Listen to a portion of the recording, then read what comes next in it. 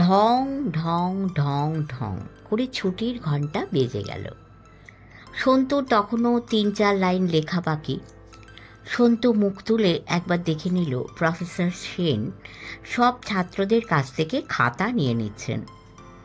সন্তু বসেছে একেবারে পেছনে, তার কাছে পৌঁছতে ১-২ মিনিট সময় লাগবে। সে ঝড়ের বেগে লিখতে লাগলো। প্রফেসর সেন যখন তার কাছে এসে বললেন, টাইম ইজ ওভার, সন্তু বলল, এই যে হয়ে গেছে স্যার। শেষ বাক্যটা লিখে সে তলায় একটা জোরে দাগ কাটল। বুক থেকে একটা স্বস্তির নিঃশ্বাস বেরিয়ে এলো। যাক, শেষ করা গেছে। জোজো দাঁড়িয়ে আছে দরজার কাছে, তার শেষ হয়ে গেছে মিনিট ৫ আগেই। সে সন্তুকে জিজ্ঞেস করল, কেমন হলো রে? মোটামুটি। তোর? সব কোশ্চেনগুলো তো আমার জলের মতো জানা, ১০০-র মধ্যে ১১০ পাওয়া উচিত। অরিন্দম বেচারির ভালো হয়নি, ও মন খারাপ করে বাড়ি চলে গেছে। সন্তু বলল, অরিন্দমটা বরাবরই নার্ভাস টাইপের, এইসব পরীক্ষা নিয়ে এত ঘাবড়াবার কি আছে? তুই গুড নিউজ শুনেছিস সন্তু? আমাদের বাকি পরীক্ষাগুলো ১২ দিন পিছিয়ে গেছে। পরীক্ষা পিছিয়ে গেছে? তার মানে? দেখ না, বাইরে নোটিশ দিয়েছে, কাল শুক্রবার, কাল আমাদের কিছু নেই, শনিবার অন্য কি একটা ছুটি, সোমবার থেকে এখানে পাবলিক সার্ভিস কমিশনের পরীক্ষার সিট পড়েছে। ওদেরটা সেই গত মাসে বন্ধ হয়ে গিয়েছিল না, সেটা এখন হবে, আমাদেরটা পিছিয়ে গেল।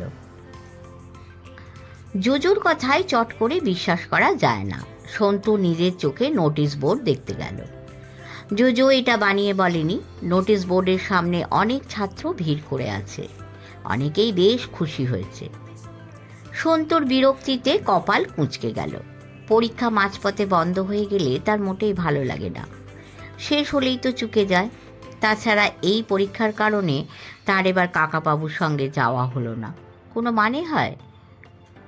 জোজো বলল, আমার ভালোই হলো, বাবা পরশুদিন দামাস্কাস যাচ্ছেন। আমার সঙ্গে যাওয়ার কথা ছিল, পরীক্ষার জন্য যাওয়া হচ্ছিল না, এবারে ঘুরে আসব।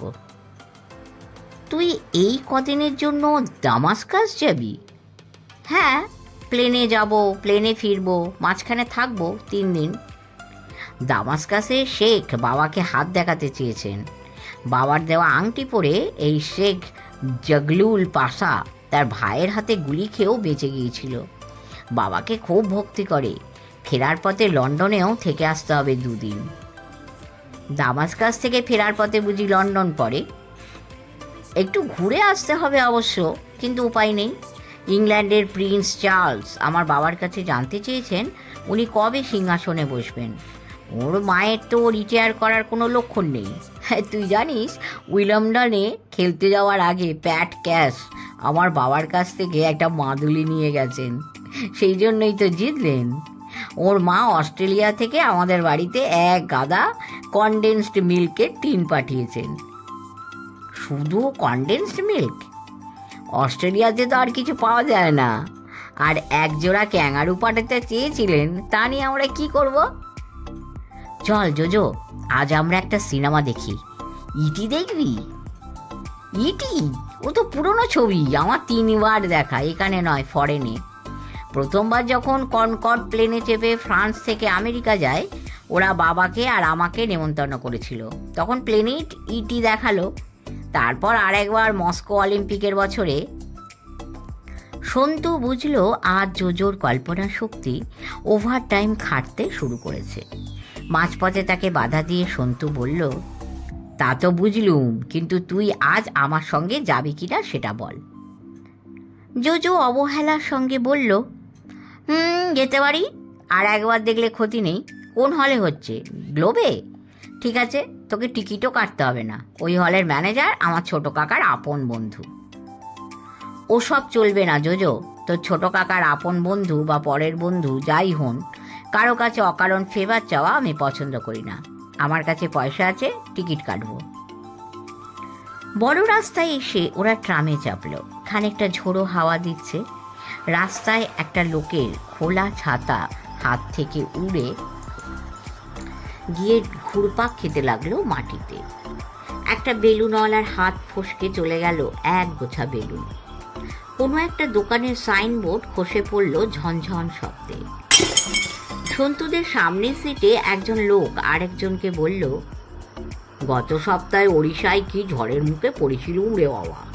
যাজপুর থেকে কেওনঝড় যাচ্ছিলাম বাসে, রাস্তায় এমন ঝড় উঠলো, বড় বড় গাছ ভেঙে পড়ল। সন্তু চমকে উঠল। সেই মুহূর্তে সে কাকাবাবুদের কথা ভাবছিল। আর ঠিক তখনই আর একটা লোকের মুখে কেওনঝড়ের নাম শোনা গেল। কাকাবাবুরা এখন কেওনঝড়ে কি করছেন কে জানে। কাকাবাবু এবার সঙ্গে অনেক বই নিয়ে গেছেন। বলেছেন যে গাছতলায় শুয়ে শুয়ে বই পড়বেন। দেবলীনাটা দিব্যি সঙ্গে চলে গেল। সন্তুর যাওয়া হলো না। কেওনঝড়ে রোজ ঝড় বৃষ্টি বলে অবশ্য আর ওদের গাছতলায় শুয়ে বই পড়া হবে না। এসপ্ল্যানেডে পৌঁছাবার আগেই বৃষ্টি নেমে গেল বড় বড় ফোঁটায়। ট্রাম থেকে নেমে জোজো আর সন্তু দৌড় মারল সিনেমা হলের দিকে। কাউন্টারের সামনে যখন পৌঁছলো তখন দুটো মাত্র টিকিটই বাকি আছে।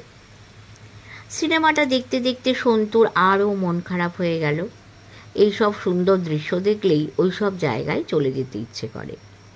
অন্য কোনো গ্রহের এরকম একটি প্রাণীর সঙ্গে যদি বন্ধুত্ব হয়, যদি তার সঙ্গে একবার মহাশূন্যে চলে যাওয়া যায়, মানুষ আর কতদিন বাদে অন্য অন্য গ্রহে সহজে যাতায়াত করতে পারবে কে জানে। শো ভাঙার পর সে জোজোকে বলল, কাকাবাবুরা কেওনঝড়ে গেছেন জানিস, এবারে আমার আর যাওয়া হলো না। জোজো সঙ্গে সঙ্গে বলল, কেন যাওয়া হলো না? পরীক্ষার জন্য? পরীক্ষা তো বন্ধ হয়ে গেছে। চল তুই আর আমি ঘুরে আসি। তুই যে বললি তুই পরশু দামাস্কাস যাবি, তাহলে সেখানে যাব না? কেওনঝড় খুব চমৎকার জায়গা, রাজস্থানে তো। ওর পাশেই জয়সলমীরে আমার বড় জামাইবাবু থাকেন। কোনো অসুবিধে নেই, বড় জামাইবাবু গাড়ি দিয়ে দেবেন। শোন জোজো, জয়সলমীরে তোর বড় জামাইবাবু থাকতে পারেন, কিন্তু কেওনঝড় ওড়িশায়, কলকাতা থেকে খুব বেশি দূরে নয়। আর ঠিক আছে, সেখানেই যাব। তুই দামাস্কাস লন্ডন ছেড়ে কেওনঝড়ে যেতে চাস? আরে ওসব জায়গা তো যে কোনো দিন যাওয়া যায় বাবা, কত নেমন্তন্ন পাচ্ছেন, তেরে উড়ে গেলেই হলো। তুই কেওনঝড়ে একলা একলা গেলে বিপদে পড়ে যেতে পারিস, তোকে তো একটা প্রোটেকশন দেওয়া দরকার। সন্তু হেসে ফেলল। কোনো ব্যাপারেই জোজো দমে যাবার পাত্র নয়। সে বলল, কেওনঝড়ে কোনো বিপদের সম্ভাবনা নেই রে, ছোট নিরিবিলি জায়গা। কাকাবাবু বিশ্রাম নিতে গেছেন, দেখি মাকে বলে, মা যদি রাজি হন। জোজোর বাস আগে এসে যেতে উঠে পড়ল সে। সন্তু দাঁড়িয়ে রইল লিন্সে স্ট্রিটের মোড়ের স্টপে। সন্ধেবেলা খুব একচোট বৃষ্টি হয়ে গেছে। রাস্তা এখন প্রায় ফাঁকা। এখনও বৃষ্টি পড়ছে গুঁড়ি গুঁড়ি। বাস আসছে অনেকক্ষণ বাদে বাদে। একটা সবুজ রঙের মারুতি গাড়ি থেমে গেল তার সামনে। গাড়িতে মোট 3 জন লোক। তাদের মধ্যে একজন মুখ বাড়িয়ে বলল, আরে তুমি সন্তু না? এই বৃষ্টির মধ্যে দাঁড়িয়ে আছো, কোথায় যাবে? এসো এসো, উঠে এসো, তোমায় পৌঁছে দেব। সন্তু লোকটিকে চেনে না, জীবনে কখনো দেখেইনি। বেশ শক্ত সমর্থ চেহারা, হলুদ রঙের হাফ শার্ট পরা, কলারটা উল্টানো, বছর 40 বয়স হবে। সন্তু বলল, না না ঠিক আছে, আমি বাসেই যাব। তুমি রাজা রায়চৌধুরীর ভাইপো তো? কালকেই সন্ধেবেলা ওর সঙ্গে দেখা হলো নিউ আলিপুরে। সেখানে তোমার সম্পর্কেও কথা হচ্ছিল। এসো, উঠে এসো, বৃষ্টিতে ভিজবে কেন শুধু শুধু। সন্তু দুদিকে মাথা নাড়ল। লোকটি এবার বিদ্রুপের সুরে বলল, তুমি গাড়িতে উঠতে ভয় পাচ্ছ নাকি? আমি তো শুনেছিলাম তুমি খুব সাহসী ছেলে, তোমাকে বাড়িতে পৌঁছে দিতে চাইছি। একটা দোতলা বাস এসে গেছে। সেদিকে একবার দেখে নিয়ে সন্তু হাসি মুখে বলল, আমি বৃষ্টির দিনে বাসে চাপতেই ভালোবাসি। গাড়িটার পেছন দিক দিয়ে দৌড়ে গিয়ে সে উঠে পড়ল বাসে। সিঁড়ি দিয়ে উঠে গেল দোতলায়। ওই গাড়ির লোকটার চেহারা দেখলেই সুবিধের মনে হয় না। কাকাবাবু কাল সকালের ট্রেনে চলে গেছেন কেওনঝড়, আর সন্ধ্যেবেলা নাকি ওর সঙ্গে দেখা হলো নিউ আলিপুরে। লোকটার মতলব ভালো ছিল না। কাকাবাবুর শত্রুর সংখ্যা সত্যি খুব বেড়ে গেছে দেখা যাচ্ছে। কাকাবাবুরও খানিকটা দোষ আছে। অসম্ভব সব পাজি শয়তান লোকগুলোকে তিনি নিজে খানিকটা শাস্তি দিয়ে ছেড়ে দেন, পুলিশে ধরিয়ে দেন না। সেই লোকগুলো কয়েকদিন পরেই সুস্থ হয়ে ফিরে আসে, তারপর তারা প্রতিশোধ নেবার চেষ্টা করবে না? বারুইপুরের অংশু চৌধুরীর মাথায় লাল পিঁপড়ে ছেড়ে দেওয়া হয়েছিল শুধু, লোকটাকে জেলে পাঠানো উচিত ছিল। অংশু চৌধুরী নিশ্চয়ই সাংঘাতিক ক্ষেপে আছে। এরা কি অংশু চৌধুরীর লোক না অন্য কারো? ঠিক বোঝা গেল না। কাকাবাবু যে কলকাতায় নেই তা এরা জানে না। বাস থেকে নামবার আগে সন্তু সাবধানে এদিক ওদিক দেখে নিল। একটা পার্কের পাশ দিয়ে তাদের বাড়ির রাস্তায় যেতে হয়। রাত মোটে 9টা। এর মধ্যেই পাড়াটা ফাঁকা হয়ে গেছে। পার্কটা একেবারে নির্জন, রাস্তার আলোগুলো নেভানো। অন্যদিন সন্তু পার্কের ভেতর দিয়ে শর্টকাট করে, আজ আর সে ভেতরে ঢুকলো না। বৃষ্টিতে পার্কের মাটি কাদা কাদা হয়ে আছে। সে হাঁটতে লাগলো রেলিং ধরে ধরে। হঠাৎ অন্ধকার ফুঁড়ে দুটো লোক এসে দাঁড়ালো তার দুপাশে। একজন তার কাঁধে হাত দিয়ে গম্ভীর কড়া গলায় বলল, চেঁচামেচি করে কোনো লাভ নেই, চুপচাপ গাড়িতে উঠে পড়ো। একটু দূরে একটা গাড়ির পেছনের লাল আলো দেখা যাচ্ছে। সন্তু বেশ বিরক্ত হলো। পাড়ার মধ্যেও গুন্ডামি? না ভেবেছেটা কি? সন্তু কি এখনো নিতান্ত ছেলে মানুষ নাকি? খুব কাছেই বিমানদার বাড়ি। দোতলার ঘরে আলো জ্বলছে। পাইলট বিমানদা বাড়িতে আছেন। সন্তু স্প্রিংয়ের মতো লাফ দিয়ে পার্কের রেলিংটা ধরেই সামারসল্ট খেয়ে চলে গেল পার্কের মধ্যে। তাকে ধরবার জন্য একটা লোক হাত বাড়াতেই সন্তু তার বগলের তলা চেপে ধরে হ্যাঁচকা টান মারল। লোকটা উল্টে চলে এসে পড়ল মাটিতে। সন্তু চিৎকার করে বলল, বিমানদা, বিমানদা, একবার চট করে আসুন তো শিগগির। অন্য লোকটা পার্কের মধ্যে চলে আসার চেষ্টা করছিল। তখনই থেমে থাকা গাড়িটা স্টার্ট দিল। দ্বিতীয় লোকটা একটু দ্বিধা করে পার্কের মধ্যে আর না ঢুকে দৌড়ে গেল গাড়ির দিকে। কিন্তু সন্তু প্রথম লোকটার মুখ কাদার মধ্যে চেপে ধরে তার ঘাড়ের উপর মারতে লাগলো রন্তা। লোকটা উঠতে পারল না। কাছাকাছি কয়েকটা বাড়ির বারান্দায় লোক এসে গেছে। বিমানদা জানলা দিয়ে বলল, কে, কি হয়েছে? গাড়িটাতে উঠে পড়ল অন্য লোকটা। সেটা হুশ করে বেরিয়ে গেল। সন্তু গাড়িটা নম্বর দেখার চেষ্টা করলো, কিন্তু নজর করতে পারল না।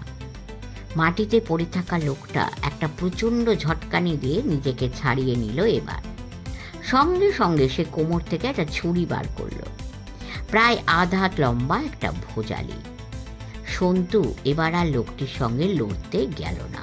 সে উঠে দৌড় মারল। কাদায় পিছল হয়ে গেছে মাঠ। পা হড়কাতে হড়কাতে কোনো রকমে সামলে নিয়ে এঁকে বেঁকে ছুটতে লাগলো সন্তু। ভোজালি হাতে লোকটা তাকে তাড়া করে আসছে। সন্তু কোনো রকমে বিমানদার বাড়ির কাছে পৌঁছতে চায়। সে চিৎকার করলো, বিমানদা, বিমানদা। সন্তু আবার পার্কের রেলিং ডিঙিয়ে এসে পড়ল রাস্তায়।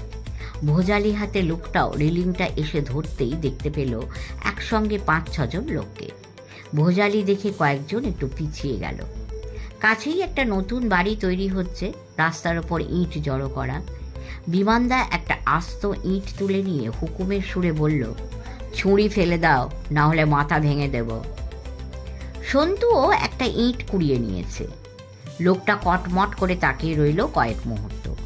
ইটের সঙ্গে সে লড়তে পারবে না বুঝতে পেরে উল্টো দিক ধরে লাগালো দৌড়। সবাই চেঁচিয়ে উঠল, ধর ধর ধর ধর।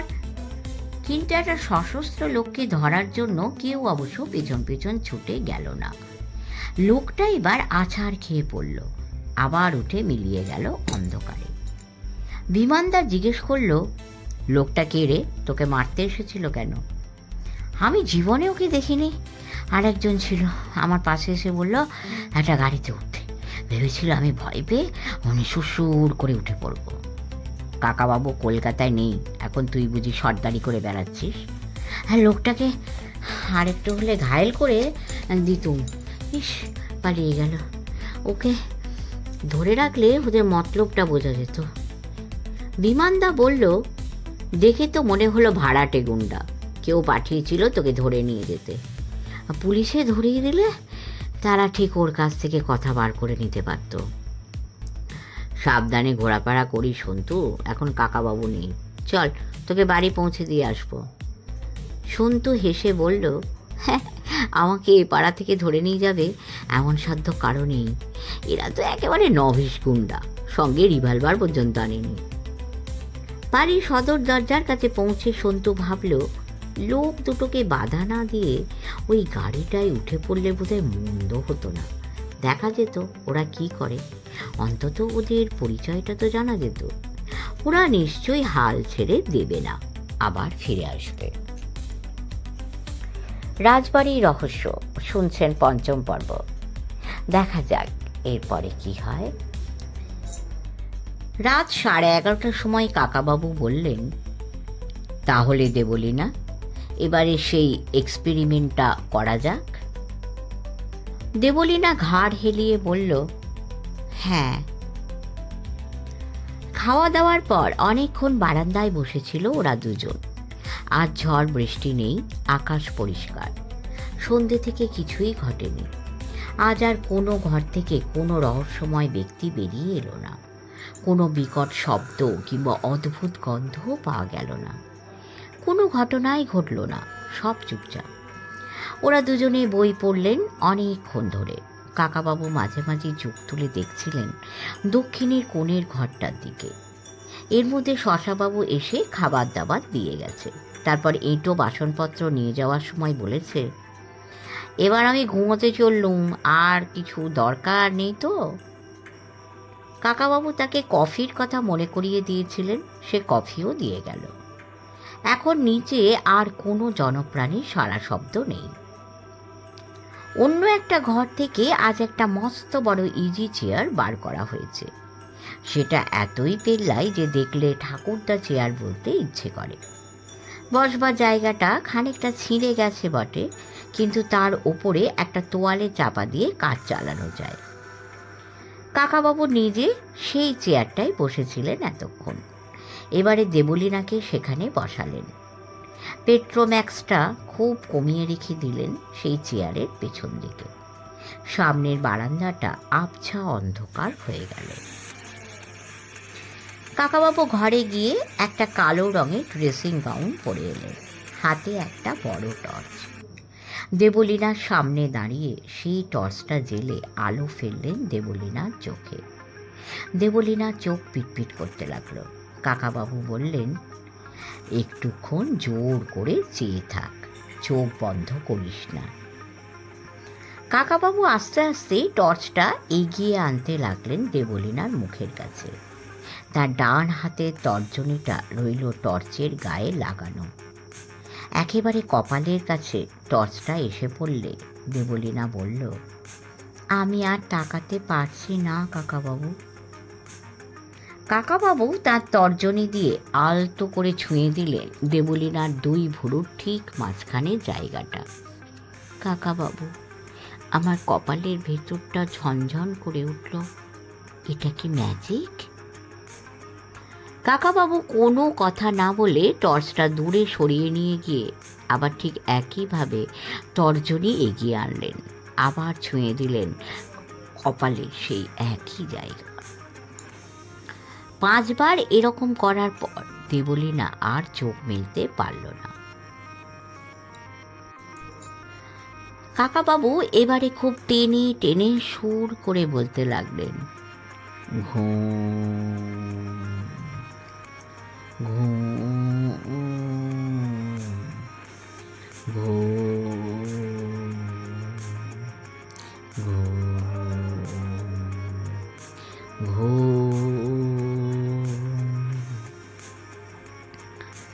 দেবলীনার চোখের পাতা দুটি বন্ধ, কিন্তু কাঁপছে, যেন সে চেষ্টা করেও খুলতে পারছে না চোখ।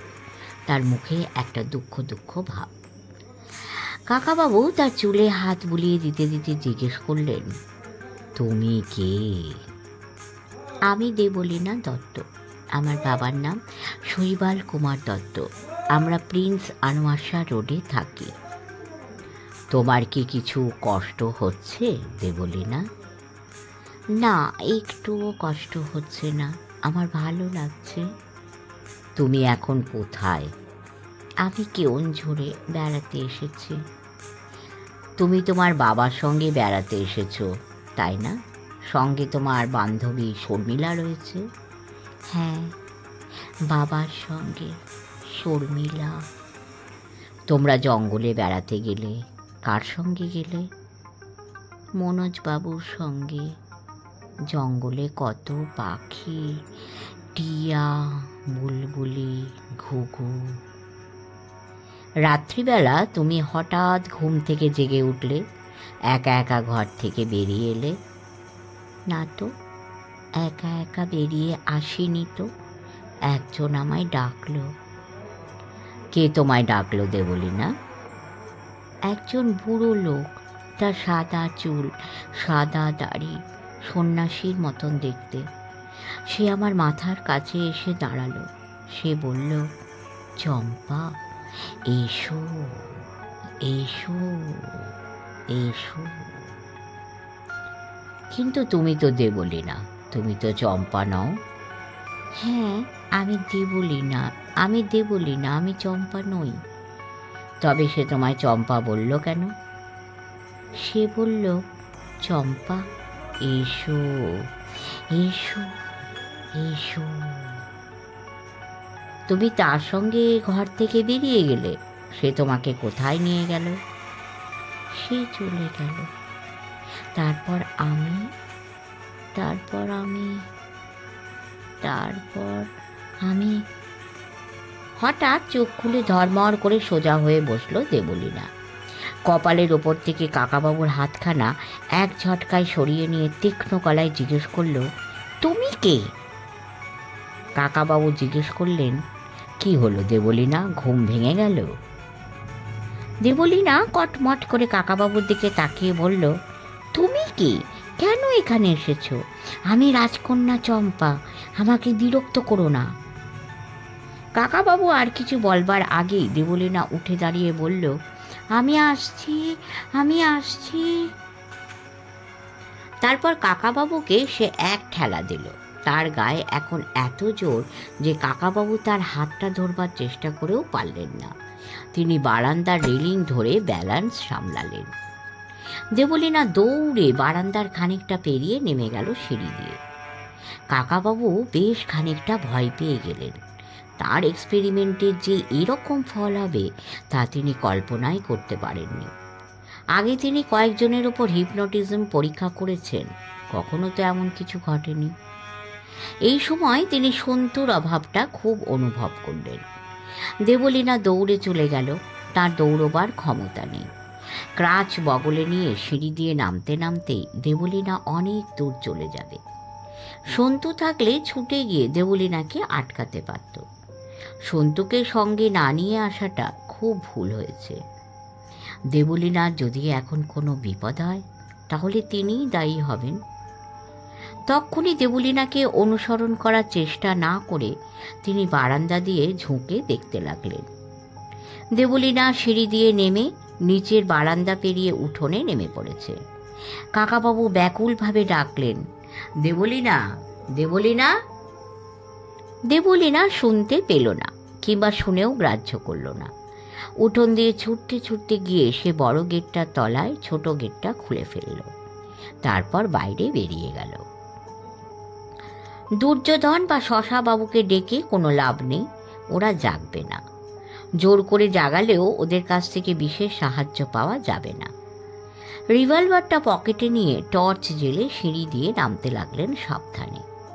তাড়াহুড়ো করতে গিয়ে তিনি যদি সিঁড়ি দিয়ে গড়িয়ে পড়ে যান তাহলে কোনোই কাজ হবে না। একটা পা খোঁড়া বলেই তিনি অন্য পাটা সম্পর্কে এখন বেশি সাবধান।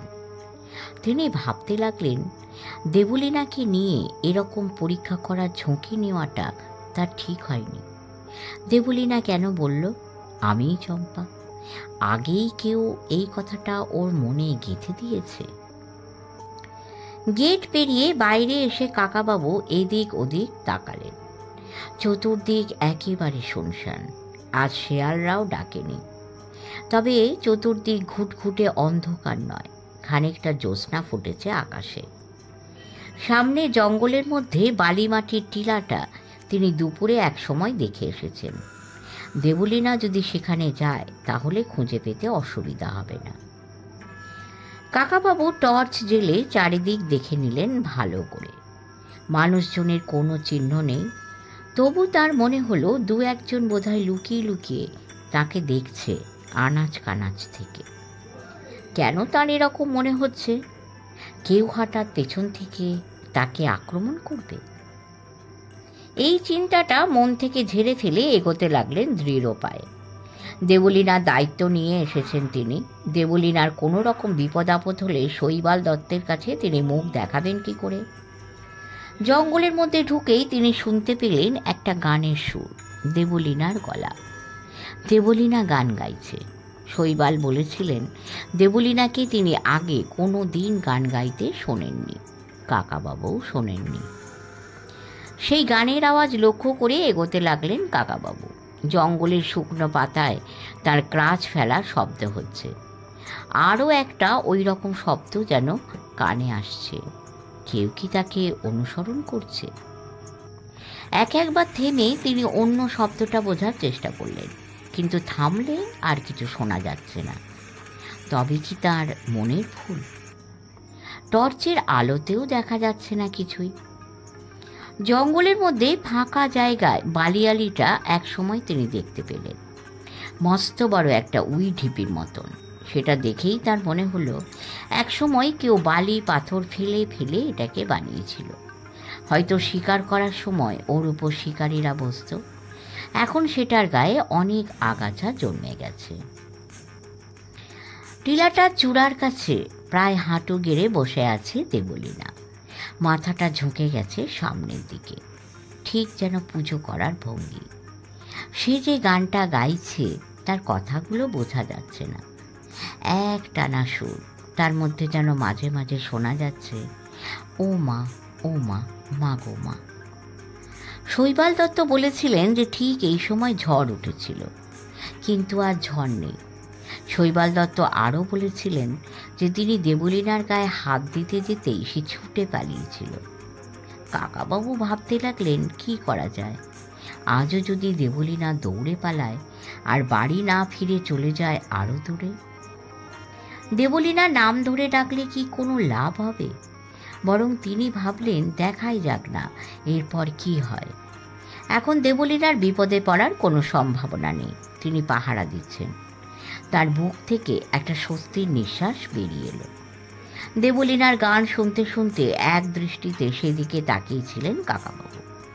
হঠাৎ একটা শব্দ পেয়ে তিনি চমকে উঠলেন।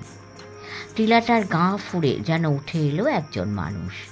জ্যোৎস্নায় দেখা গেল তার মাথার চুল আর মুখের লম্বা দাড়ি ধপধপে সাদা, পরনে রক্তাম্বর। এক পা করে সে এগিয়ে আসতে লাগলো কাকাবাবুর দিকে। এই সেই কাল রাতে দেখা বৃদ্ধ সন্ন্যাসী। কাকাবাবু আজ আর স্তম্ভিত হয়ে গেলেন না। ভূত নয়, মানুষ। আজ এর সঙ্গে কথা বলতে হবে। কাকাবাবু হাত জোর করে বললেন, নমস্কার।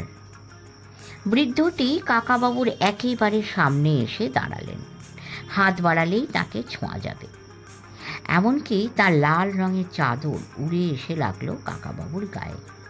কাকাবাবু আবার জিজ্ঞেস করলেন, আপনি কে? বৃদ্ধটি ডান হাত তুলে গম্ভীর গলায় বললেন, তুই যা, তোর এখানে থাকার দরকার নেই, তুই যা যা। কাকাবাবু বিস্মিতভাবে বললেন, আমি চলে যাব? কেন? আপনি কে আগে বলুন। বৃদ্ধটি কাকাবাবুর মুখের সামনে হাতখানা দোলাতে দোলাতে বলতে লাগলেন, তুই যা যা যা, চলে যা যা। কাকাবাবুর মাথাটা ঝিমঝিম করে উঠল। এ কি, এই বৃদ্ধ তাকে হিপনোটাইজ করছে নাকি? এই যে খোদার ওপর খোদগাড়ি, তিনি নিজে পয়সা খরচ করে অস্ট্রিয়া গিয়ে এই বিদ্যে শিখেছেন, আর তার ওপরে এই কেডদানি দেখাতে এসেছে এই গ্রাম্য বুড়ো। কাকাবাবু হেসে বলতে গেলেন, আমার ওপর ওসব চালাকি চলবে না। আপনি কে, কি চান, আগে বলুন।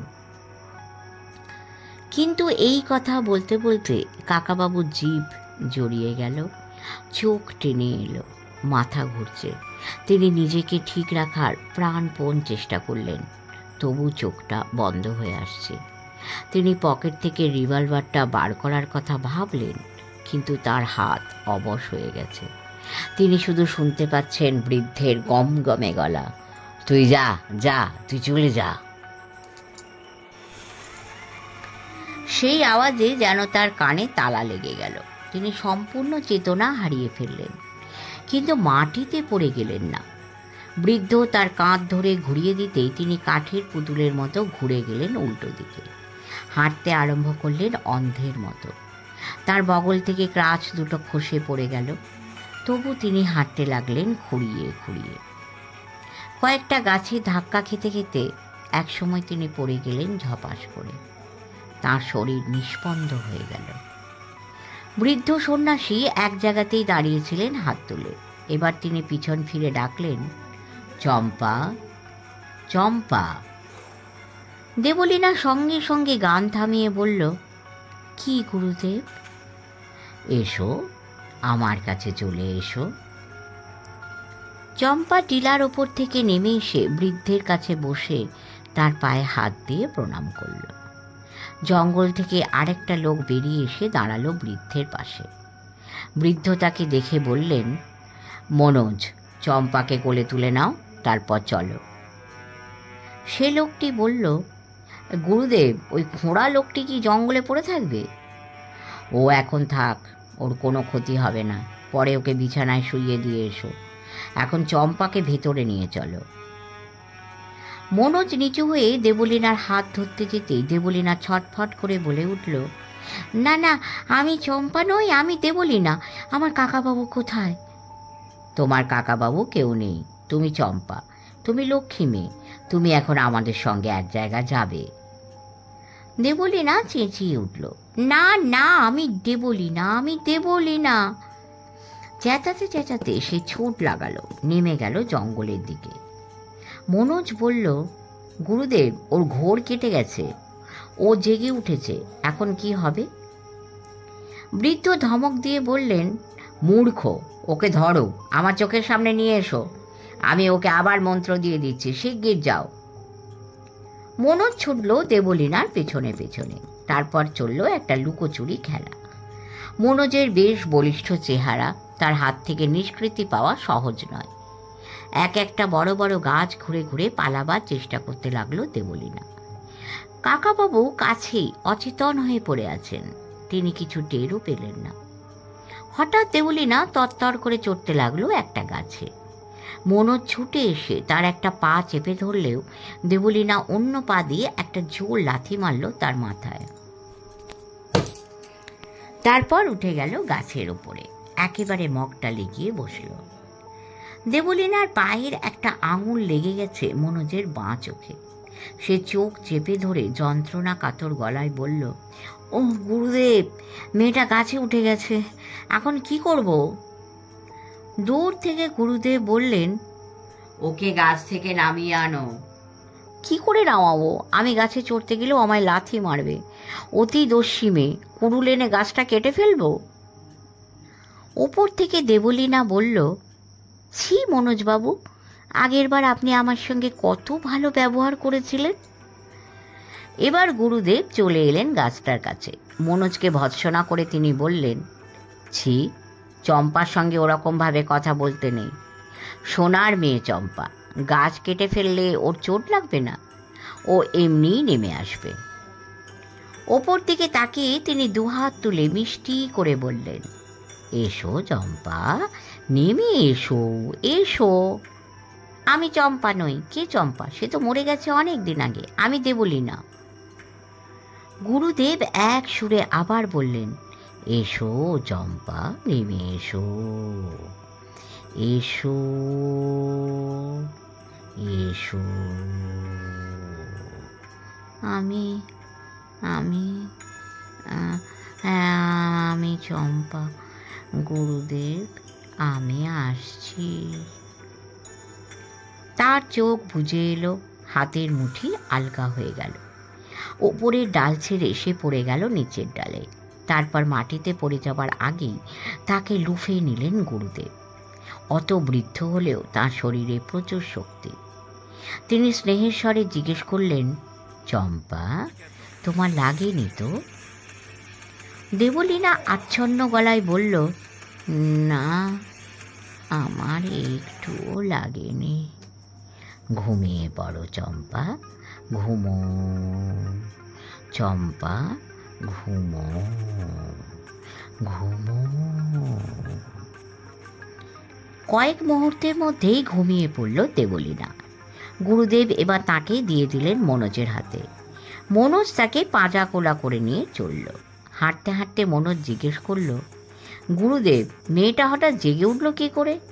এই একটু আগে ও ঠিক চম্পার মতন সুরে গান গাইছিল। আমি ভাবলাম ও সত্যি চম্পা হয়ে গেছে। গুরুদেব বললেন, মানুষের মন যে কি বিচিত্র তা বোঝা দেয়। সব কিছু তো আমিও বুঝতে পারি না।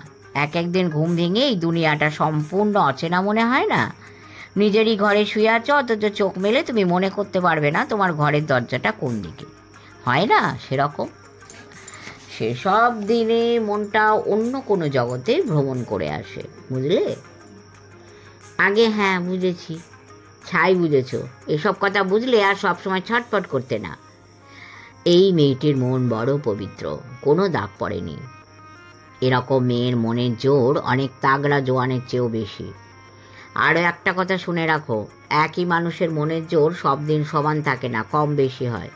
আমারই তো এমন হয়। যেমন ধরো, গতকালই আমি তেমন জোর পাইনি, না হলে কালই আমার চম্পা মাকে নিয়ে যাওয়ার বাসনা ছিল। কিন্তু কাল আমি ওর কাকাটিকে দেখে একটু যেন ভয় পেয়ে গেলাম। আপনি ভয় পেলেন? বলেন কি? সত্য কথা স্বীকার করতে লজ্জা কিসের? কাল ওর কাকাটির দিকে এক নজর চেয়ে আমার মনে হলো এই মানুষটিরও যথেষ্ট পরাক্রম আছে। আমাকে দেখে সে ভয় পায়নি। তাকে কি কাবু করতে পারবো? ব্যাস, একবার যেই ওরকম সন্দেহ হলো অমনি আমার শক্তি কমে গেল। কিন্তু আজ তো ওর কাকা আপনার সামনে দাঁড়াতেই পারল না। ওর চোখের দিকে তাকিয়েই বুঝলাম ও আমাকে তুচ্ছ জ্ঞান করেছে, সামান্য এক বৃদ্ধ ভেবেছে। ও নিজের সম্পূর্ণ শক্তি প্রয়োগ করতে পারবে না। আমি অবশ্য পেছন দিকে তৈরিই ছিলুম। ও যদি তেড়িবেড়ি করতো আমি আঘাত করতুম ওর মাথায়। ওহে মনোজ, আমি যখন সঠিক তেজে থাকি তখন আমার চোখের সামনে 50 মুহূর্তের বেশি সজ্ঞানে থাকতে পারে এমন মানুষ ভূভারতে নেই। বৃথা কি এত বছর সাধনা করেছি? কথা বলতে বলতে ওরা একটা ঝোপের সামনে এসে দাঁড়ালো। বৃদ্ধটি দু হাতে ঝোপটা ফাঁক করতেই দেখা গেল একটা অন্ধকার সুড়ঙ্গ। মনোজ আগে দেবলীনাকে নিয়ে ঢুকে গেল তার মধ্যে, পরে ঢুকলেন গুরুদেব। গুহার মধ্যে কিন্তু একেবারে বিচ্ছিন্ন অন্ধকার নয়, দূরে একটা মশালের আলো দেখা যাচ্ছে। গুহাটি বেশি চওড়া নয়। দেবলীনার যাতে মাথায় গুঁতো না লাগে সেজন্য অতি সাবধানে হাঁটতে লাগলো মনোজ। পিছন পিছন গুরুদেব বলতে লাগলেন, আস্তে আস্তে। যেখানে মশাল জ্বলছে সেখানটা একটা ঘরের মতন। মশালটা একটা দেওয়ালে গোঁজা, মেঝেতে পাতা একটা বাঘছালের আসন, সামনে একটা ত্রিশূল পোঁতা। অনেক শুকনো ফুল পাতা সেখানে ছড়ানো। এক পাশে একটা বিছানা পাতা, সেখানে পা থেকে মাথা পর্যন্ত মুড়ি দিয়ে কে যেন শুয়ে আছে। মনোজ দেবলীনাকে শুইয়ে দিল বিছানার পাশে। বাঘছালটির সঙ্গে বাঘের মুন্ডুটি পর্যন্ত এখনো রয়েছে। বৃদ্ধটি এসে বসলেন সেই আসনে। একটা কমণ্ডুল থেকে ঢক ঢক করে খানিকটা জল খেয়ে তৃপ্তির সঙ্গে বললেন, আহ।